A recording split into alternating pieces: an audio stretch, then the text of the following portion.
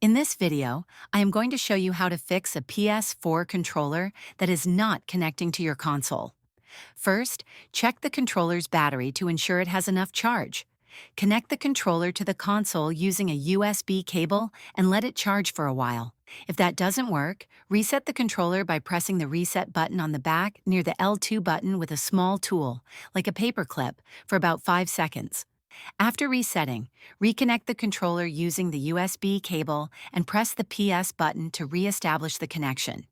If the controller still isn't connecting, restart your console completely by turning it off and back on.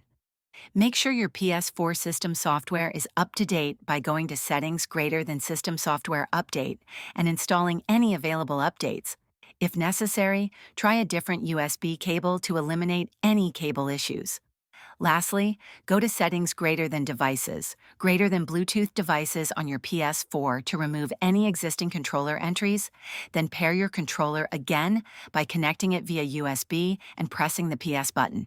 If this video helped you, please like and subscribe to the channel.